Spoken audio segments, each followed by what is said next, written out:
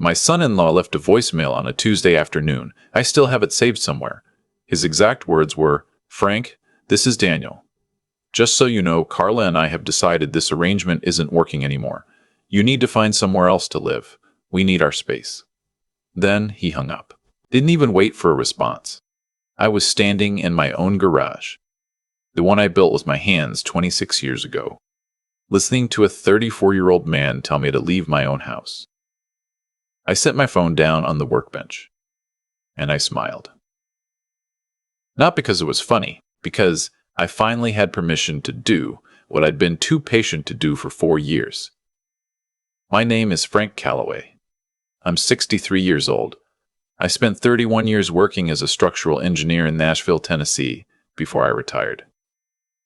I know how buildings work, how load-bearing walls distribute weight, how foundations hold or fail depending on what you put on top of them.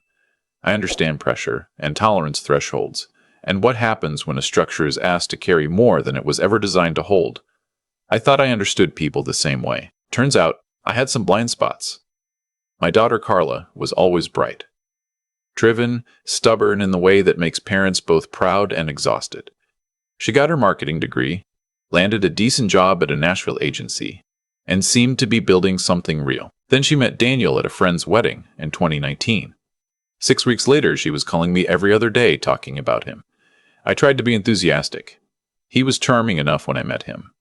Good handshake, easy smile, the kind of guy who knows how to make a first impression last exactly long enough. They moved in together after 4 months. Engaged after 8. Married in a small ceremony 14 months after they met, which I thought was fast, but I kept that to myself. The trouble started quietly. Most trouble does. My wife Linda passed in 2020. Pancreatic cancer, 4 months from diagnosis to the end. After 34 years of marriage, I was alone in a 4-bedroom house in Brentwood that suddenly felt like it was made of echo. Carla was devastated. We grieved together, which was the one good thing that year gave us. 6 months after Linda passed, Carla called. She and Daniel were having financial trouble. His landscaping business had lost contracts during the pandemic. Her agency had cut salaries. They were behind on rent for their apartment. Could they stay with me? Temporarily, just until things stabilized? I said yes. I want to be clear about something. At the time, I believed that was the right answer. Carla was my daughter. She was hurting. I had the space. I had the resources. Saying no never occurred to me. What I did not anticipate was that temporarily had a different definition in Daniel's vocabulary than it did in mine. The first year was manageable. They were quiet, mostly. Daniel picked up some new landscaping contracts and seemed to be rebuilding. Carla worked from home. We ate dinner together a few nights a week. It felt, some evenings, like having family around helped fill the silence Linda had left behind. The second year is when I started noticing the edges. Daniel had opinions about the house. Small ones at first. He rearranged the living room furniture without asking. He replaced my coffee maker with one he preferred and put mine in the garage. He started parking in the center of the driveway so that I had to angle my truck awkwardly to fit. None of these things were worth fighting about on their own, but they accumulated. Carla changed too. Or maybe she revealed something that had always been there and I hadn't wanted to see. She started treating me less like her father and more like a housemate who needed managing. She'd leave me notes about keeping the kitchen cleaner. She complained that my truck leaked oil and was staining the driveway, as if that driveway had appeared from nowhere and not from 26 years of my mortgage payments. By year 3, Daniel had stopped pretending entirely. He worked when he felt like it. His landscaping business was technically still operating, but he'd scaled back to 3 or 4 clients and mostly spent his days watching sports and making elaborate plans he never followed through on. Carla's salary was carrying them. My roof, my utilities, my groceries were carrying the rest. I calculated once, in a moment of insomnia at 2 in the morning, what 4 years of housing, food, and shared expenses had cost me. The number was somewhere north of $160,000. Neither of them had ever offered $1 toward any of it. The comments started the way Rachel's had probably started in 100 other families, small and deniable. Daniel told a friend over dinner once, within my earshot, that living with an old guy set in his ways was challenging. He laughed when he said it.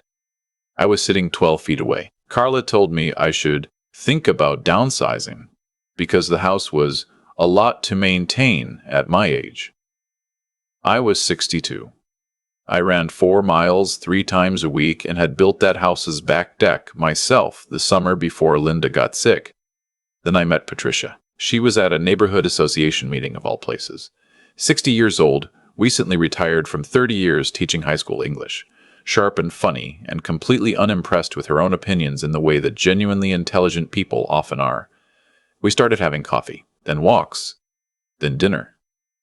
I told Carla about her on a Sunday afternoon in the kitchen. Kept it simple. Said I'd been spending time with someone and thought it was going well. Carla set down her coffee mug. You're seeing someone? For a few months now. She looked at Daniel, who was leaning against the counter. Something passed between them. Dad, Carla said, and her voice had shifted into a register I didn't recognize. Careful. Deliberate. I think you need to slow down. You're still grieving Mom. This sounds like a rebound. Your mother has been gone 3 years. That's not very long. I let that sit for a moment. I'd like to have Patricia over for dinner sometime. I think you'd like her. Daniel set his coffee down. I'm not really comfortable with that. I looked at him. Excuse me. We live here too. We should have some say in who comes into our home. Our home. I want you to hear those 2 words clearly, because I heard them very clearly. Our home. 4 years of living in my house. And at some point the possessive pronoun had shifted without anyone consulting me. This is my house, Daniel. We've built our life here, Frank. That has to count for something. I didn't respond to that. I picked up my keys, said I had errands, and left. Drove to Patricia's apartment, sat in her kitchen, and told her what had happened. She listened the way good teachers learn to listen. Fully, without interrupting. What are you going to do? She asked. I don't know yet, I said. But somewhere under that answer, I did know. I just wasn't ready to say it out loud. That night I came home around 10. The house was quiet. I went to the garage and sat at my workbench. I still had a model of a bridge I'd been building for about 8 months. A replica of a historic covered bridge in Vermont that Linda and I had visited for our 20th anniversary. 1/4-inch scale. Handmade wooden components. The kind of project that requires patience and precision and a willingness to start over when you get something wrong. My phone buzzed. A voicemail notification. I almost ignored it. Then I pressed play. Daniel's voice, the one I described at the beginning. Flat, businesslike, final. Frank, this is Daniel. Just so you know, Carla and I have decided this arrangement isn't working anymore. You need to find somewhere else to live. We need our space. Not a conversation. A voicemail, like a landlord notifying a problem tenant. I set the phone down. Looked at the bridge model. Thought about structure. About what holds and what doesn't and why. Then I called my attorney. His name is Gerald Watts. We'd worked together on property matters for years, going back to when I was still working and buying investment properties. It was late, so I left a message. He called back in 8 minutes, which told me he keeps his phone close. Gerald, I need to talk about my estate documents and my property situation. It's an emergency. Tomorrow morning. 8:30. Perfect. I want to explain something about what happened next, because I think people assume this was a decision made in anger. It wasn't. The anger was there, underneath everything, but it wasn't driving. What was driving was something I'd been too willing to suppress for 4 years. Self-respect. I had spent 3 years before this meeting quietly updating things. After Daniel's first "our home" comment, 2 years into their stay, I'd gone to Gerald's office for what I called a routine estate review.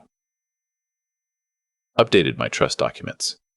Verified the property deed. Insured every utility account. Every insurance policy. Every tax record showed exactly one name as owner, mine. I'd been watching how this was developing and doing what engineers do, building redundancy into the system, preparing load paths for when the primary structure failed. The morning after the voicemail, Gerald and I sat in his conference room for 2 hours. They have no legal claim to the property? I asked, even though I knew the answer. None. Sole ownership has been yours continuously. No written agreement, no cohabitancy arrangement with legal weight, no contribution to mortgage or taxes. From a property law standpoint, they are guests who've overstayed. He paused. Extended guests, with some statutory tenant protections given duration of stay, will need to follow proper notice procedure. How long? 30 days written notice, certified mail, delivered to the address. If they fail to vacate, we file for eviction through Davidson County. Given the documentation we have on ownership and expenses paid, it would be resolved quickly. Draft the notice. I want it delivered by end of week. Gerald nodded. There's another matter you mentioned. Co-signed accounts? 3 years earlier, Daniel had needed a co-signer on a truck loan. $28,000 commercial vehicle for the landscaping business. Carla had asked me. I had agreed. A year later, there was a second loan, a piece of equipment, $11,500. I was on both as co-signer, total remaining balance somewhere around $33,000. I want to explore withdrawing from those agreements. Gerald made a note. Possible under changed circumstances doctrine. Given that you're initiating legal separation of living arrangements and can document estrangement, the banks have grounds to reevaluate. The primary borrowers would need to qualify independently or find a replacement cosigner, which they won't. Probably not, given income-to-debt ratios. Gerald looked at me over his reading glasses. This is your son-in-law and daughter. My son-in-law left me a voicemail telling me to leave my own house. My daughter didn't call to apologize. Yes, I'm aware of the relationships involved. Gerald nodded slowly. Then let's begin. I moved out of the house that same week. Not because I had to, because I wanted to. Because every morning I woke up in that house, I felt something I had finally found a name for. Erasure. They had slowly, methodically, over 4 years, made me feel like a stranger in the place where I had raised my daughter and built my marriage and buried my grief. I was done feeling that way. I rented a 2-bedroom apartment in Franklin, 12 minutes away. Clean, modern, south-facing windows that let in good morning light. I set up my workbench in the 2nd bedroom and brought the bridge model and my tools and about 40 years' worth of accumulated projects I'd been meaning to get back to. The certified notice arrived at the Brentwood house on a Friday. Daniel signed for it. I know because the mail service sent me confirmation with a timestamp. By Friday afternoon, I had 11 missed calls. By Saturday morning, 23. I was at Patricia's kitchen table drinking coffee and playing the crossword when my phone buzzed for the 24th time. I picked up. Daniel's voice was different from the voicemail. Less flat, more agitated. Frank, what is this? What is this letter? It's a 30-day notice to vacate or establish a rental agreement at current market rate. You can't be serious. The notice was prepared by my attorney and delivered by certified mail. I assure you it's serious. We live here. We have been living here. You can't just. The property deed shows one owner, Daniel. That's been true for 26 years, and it remains true today. You have 30 days to either begin paying market rate rent, which my attorney has set at $2,800 per month, or to find alternative housing. Silence on the line. Then, this is because of that woman. You're clearing us out for her. This is because you left me a voicemail telling me to leave my own house. I'm choosing to respect that request. I hung up before he could answer. Carla called 4 hours later. I let her talk without interrupting, which was difficult because what she said was painful in the specific way that only your own child's words can be painful. She said I was being vindictive. She said I was punishing her for falling in love. She said I had never accepted Daniel, and this was just the latest proof. She said her mother would be ashamed. That last one landed. I won't pretend it didn't. I sat with it for about 40 seconds. which is roughly how long it took me to remember that Linda, in her last weeks, had told me privately that she worried about the man Carla had chosen, that she hoped I'd stay close to Carla no matter what, but that she'd seen something in Daniel she couldn't quite name, and it unsettled her. Linda was usually right about people. "Carla," I said when she finished, "I love you. I have loved you your entire life, and I will love you until the last day of mine. But I need you to hear something. Your husband left me a voicemail telling me to vacate the home I have owned for 26 years. Not a conversation, a voicemail. You did not call to apologize. You called to defend him. That tells me what I need to know about where I stand in your priorities. I hope that changes. But until it does, the 30-day notice stands." I hung up. Sat in the quiet of my apartment. Outside, a cardinal was working over the bird feeder I'd hung on the balcony railing 2 days after moving in. Some things are easier than you expect, once you decide. The next 2 weeks moved in a strange rhythm. Patricia kept me grounded. Gerald kept me informed. Daniel and Carla, as far as I could tell, did nothing productive with the 30 days they'd been given. They didn't contact Gerald about payment arrangements. They didn't begin looking for apartments in any serious way. I knew this because Carla's best friend from college, a woman named Helen who had always been fond of me, sent me a quiet text message saying she was worried and that Carla seemed to believe I would back down. I would not back down. On day 22, I drove to the Brentwood house. Not to negotiate. I needed to retrieve some of Linda's things I'd left behind. A box of her books. Her grandmother's sewing basket, which Linda had kept on the window seat in the bedroom. Daniel answered the door. He looked like he hadn't been sleeping. "Good. I'm here for some personal items," I said.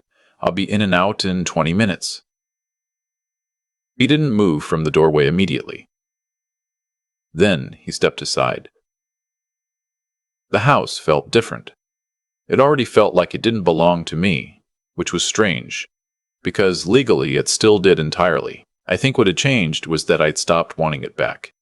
I retrieved the box and the sewing basket and a photograph of Linda and me from our Alaska trip in 2011. While I was in the hallway, Daniel appeared. "We can't find a place we can afford on short notice," he said. "Two-bedroom apartments in this area are going for $2,200, $2,400. We'd need first month, last month, security deposit. We don't have that kind of cash accessible right now." I looked at him steadily. "I know what apartments in this area cost, Daniel. I own 4 of them." He blinked. "I don't think he'd known that. You have 8 days left on the notice period. I suggest using them efficiently." I laughed. On the last day of the notice period, Gerald filed the eviction petition with Davidson County General Sessions Court. I had a hearing date within 2 weeks, which my attorney described as fast, reflecting the strength of the documentation. They hired a lawyer, a young guy from a firm that does a lot of tenant advocacy work, which I respect in principle, just not when it's being used to let 2 healthy adults in their 30s avoid accountability. The lawyer filed a continuance request arguing hardship. The judge granted 1 additional week. I was not worried. The hearing was a Tuesday morning in March. Gerald and I arrived 15 minutes early. Carla and Daniel arrived with their attorney 7 minutes before the session. Carla, in a gray dress with her hair pulled back. Daniel in a suit that fit him the way suits fit men who don't wear them often. They sat on the opposite side of the aisle. Carla looked at me once. I looked back. Neither of us smiled. The judge was a man in his late 50s named Halliwell, with the expression of someone who has presided over enough disputes to have categorized this one approximately 45 seconds after reading the filing. Gerald presented our case methodically.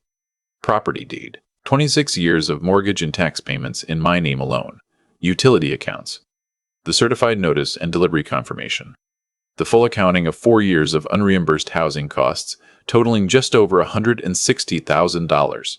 He submitted all of it in organized binders, tabbed and labeled. Engineers appreciate organized documentation. So, as it turned out, did Judge Halliwell. Their attorney argued hardship.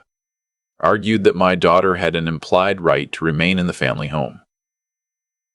Argued that the notice was retaliatory following a domestic disagreement. Gerald responded calmly. There was no written agreement of any kind. There was no financial contribution to ownership. The notice had followed proper legal procedure, and if the court wished to review the voicemail Daniel had left requesting that I vacate the property, he had a transcript and an audio file, both available. The attorney had not known about the voicemail. Judge Halliwell asked Daniel directly whether he had left such a message. Daniel's jaw tightened. I was frustrated, he said. It wasn't meant, literally. You told the property owner to find somewhere else to live, the judge said, reviewing the transcript Gerald had submitted.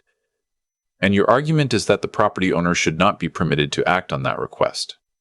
Silence. The court finds in favor of the petitioner, Judge Halliwell said. The respondents have 21 days to vacate the property at, and he read our address into the record. Failure to vacate will result in a writ of possession executed by the Davidson County Sheriff's Office. The gavel came down. Carla made a sound I recognized. The specific sound of a person whose world has just reorganized itself in a way they were not prepared for. Daniel's face went still, and closed the way faces do when the performance is over and there's nothing left to perform. Outside the courthouse, in thin March sunlight, Gerald shook my hand. What now? I list the house, I said. I'd decided this 2 weeks earlier, not because I needed the money, though the proceeds would be substantial. Because I didn't want to live in a house that held 4 years of being made to feel like an inconvenience. I wanted to start clean. The listing went up that same week. 4 bedrooms, 2,400 square feet, mature landscaping, Brentwood School District. Leased it at $740,000 based on comparable sales in the neighborhood. Within 6 days, I had 3 offers. I accepted the highest, $762,000. Cash buyer, close in 30 days. A couple relocating from Atlanta with 2 kids and a dog and a very specific spreadsheet of neighborhood priorities. They seemed like people who would put the house to good use. Meanwhile, the cosigner situation had been moving in parallel. I'd submitted the formal withdrawal paperwork to both lending institutions 2 weeks before the court date. The first bank, for the truck loan, processed it in 9 business days.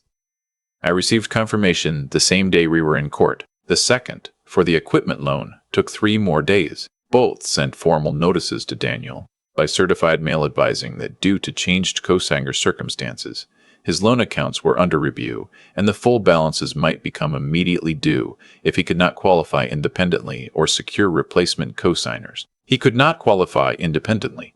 His income had been inconsistent for years, and his debt-to-income ratio without my backing failed every standard metric. And there was no one in his life with the credit profile and financial willingness to take on $33,000 in joint liability. His parents were not in a position to help. Carla's salary alone didn't qualify. The truck, the commercial one he used for the landscaping business that he'd mostly stopped running, was repossessed on a Thursday. I know because Patricia saw the notice on a neighborhood app and told me with a look on her face that asked whether I was okay. I was okay. Daniel filed a complaint with the Better Business Bureau about the bank, which accomplished nothing. He called Gerald's office twice, both times incoherent. Gerald documented the calls and added them to the file. On day 19 of the 21-day vacate period, Gerald drove by the property and confirmed activity consistent with moving. They left on day 21. I know because the property management company I'd hired did a walkthrough that afternoon. The report was not good. Several interior doors had been damaged. A hole in the drywall, in the master bedroom closet, gouges in the hardwood flooring in the hallway that looked like furniture had been dragged deliberately rather than lifted. The back patio door had a crack through the glass panel that hadn't been there during my last visit. I filed an insurance claim and a civil damages report. The repairs cost $11,400. My deductible covered the first $2,000. The rest came out of the insurance payout, which Daniel would face when the insurer sought reimbursement.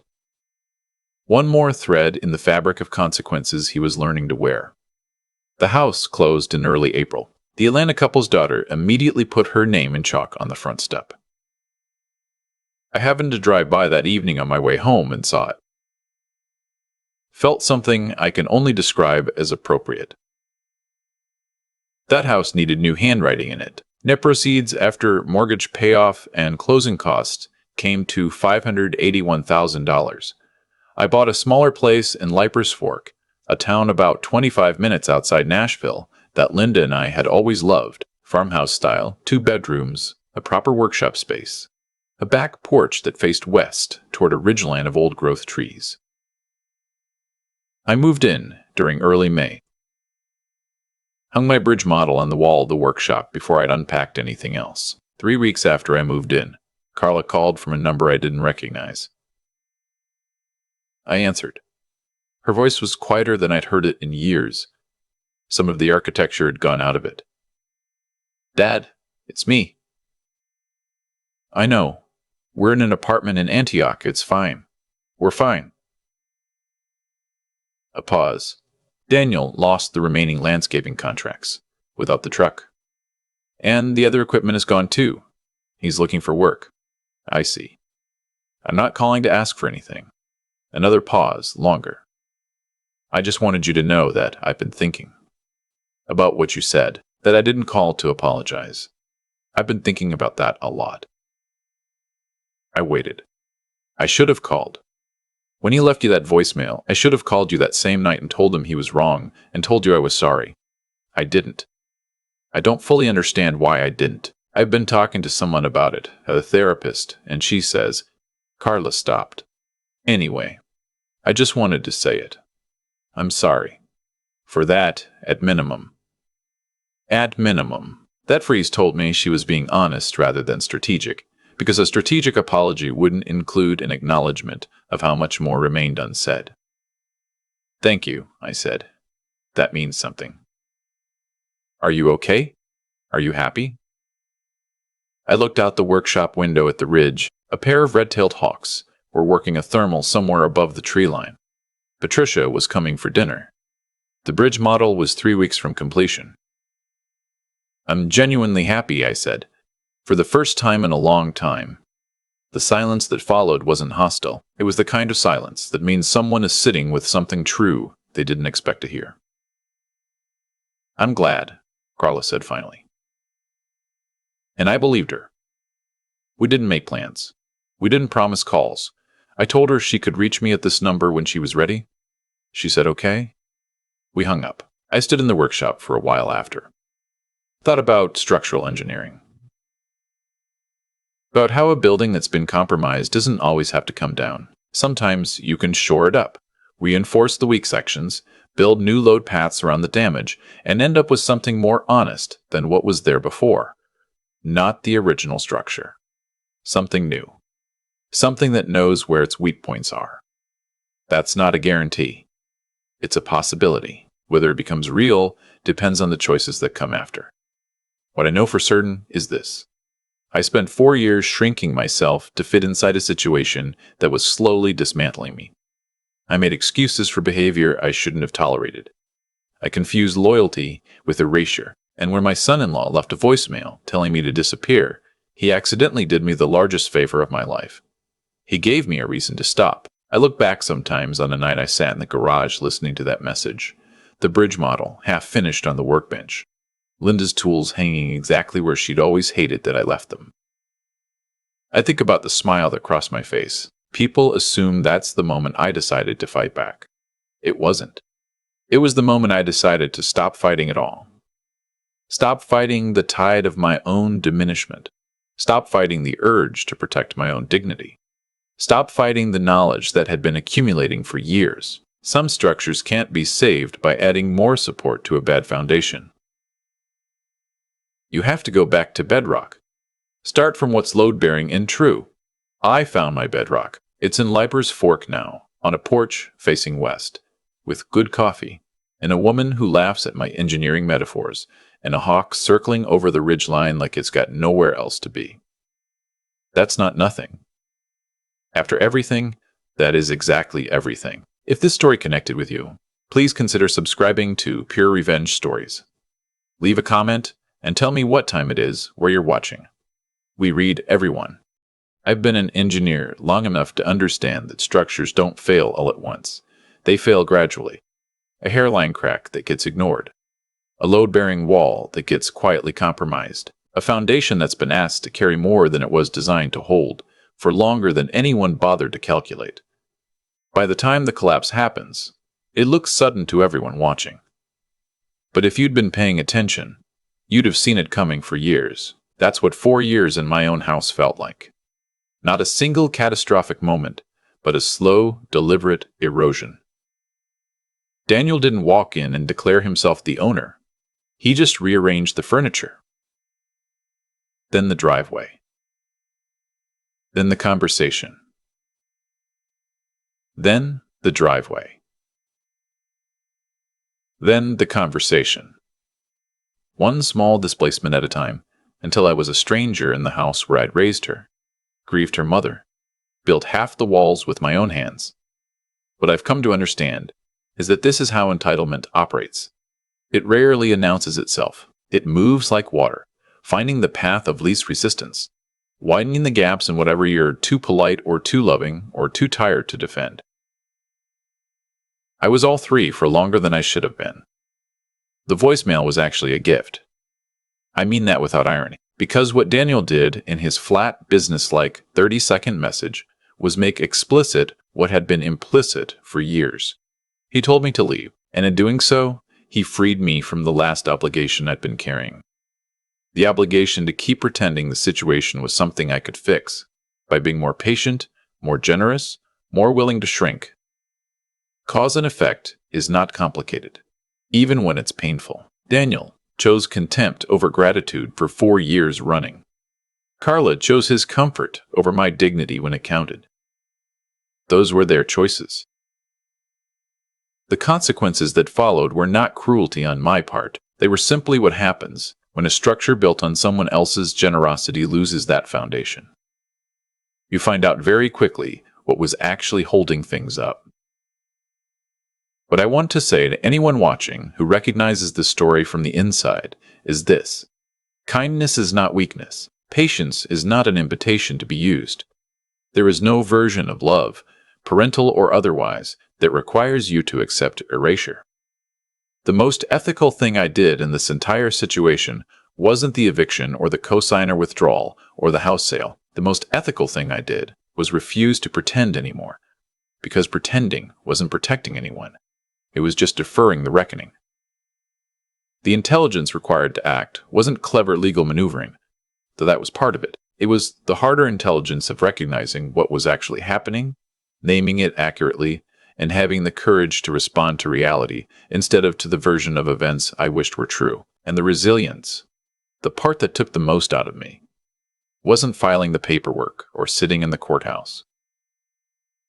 It was the night after Carla said her mother would have been ashamed of me. Sitting with that. Deciding it wasn't true, choosing to trust what I knew about Linda, about myself, about what 4 years of evidence had actually shown, over the story someone else needed me to believe. The bridge model is finished now. It's on the wall of my workshop in Cypress Fork. Every piece in exactly the right place, load distributed properly, built to last. That's what I'm doing with the rest of my life, building something that will hold.